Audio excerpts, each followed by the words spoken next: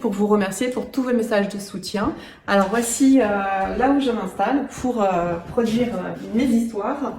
Alors j'essaye de limiter maintenant l'accès aux écrans parce que j'ai le sentiment que ça aggrave ma situation.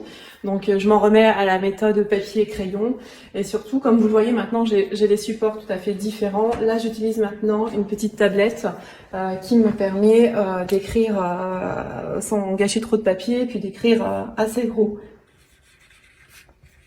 Voilà.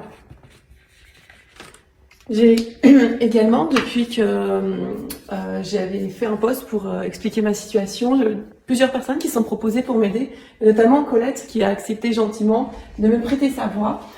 Chapitre 2. Vendredi 14h30 environ.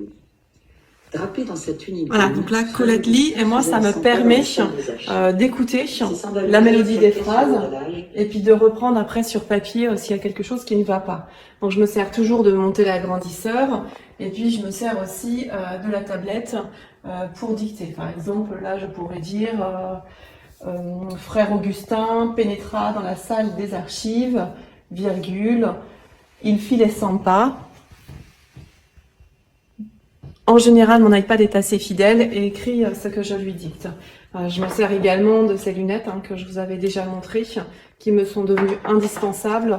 Maintenant, même pour lire cette taille de caractère, là on est sur du 19.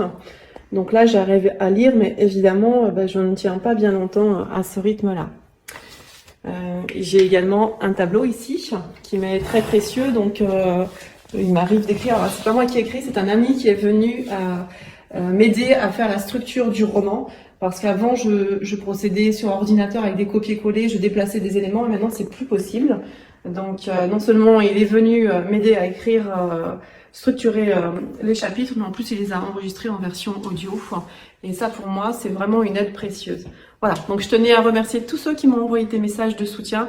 J'essaye de continuer à écrire. Bon, le moral n'est pas toujours là, mais promis, la deuxième enquête d'Albert au Mont-Saint-Michel verra le jour. Je m'y attelle. Bisous!